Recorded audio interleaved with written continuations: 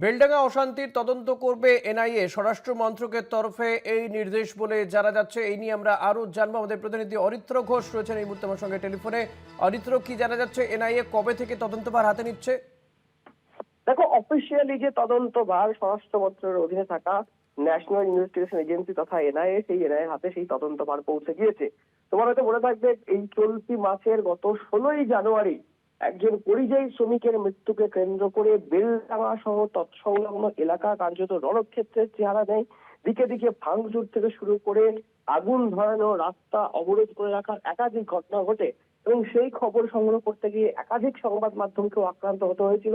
এবং সেই ঘটনার পরিপ্রেক্ষিতেই কিন্তু এই এনআই তরফ থেকে এই যে গোটা ঘটনা, ভাঙচুরের যে ঘটনা, সেই ঘটনার যে তদন্তভার, সেই তদন্তভার হাতে নেওয়া হলো।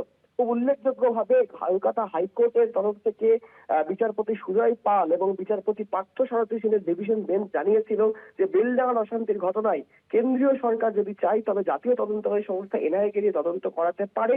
এবং সেই যে কলকাতা হাইকোর্টের যে পর্যবেক্ষণ, সেই পর্যবেক্ষণের পরেই যেটা দেখা গেল যে এবার এই যে গোটা ঘটনা, গোটা ঘটনার যে তদন্তভার, সেই তদন্তভার কিন্তু নিল ন্যাশনাল জাতীয় তদন্ত কমিশন বা এনআইএ। এবং যেটা এনআইএ সূত্রে খবর যে আগামীকালই মুর্শিদাবাদের যে বেলডাঙ্গা, যেখানে মূলত এই ঘটনা ঘটেছে, সেখানে পৌঁছতে পারে এনআইএ তদন্তকারী আধিকারিকরা। নমুনা সংগ্রহ থেকে শুরু করে সাধারণ মানুষের সাথে কথা বলা এবং যে সমস্ত অফিসিয়াল কাজ রয়েছে, সেই সমস্ত কাজই তারা আগামীকাল থেকে শুরু করতে পারেন বলে খবর এনআইএ সূত্রে।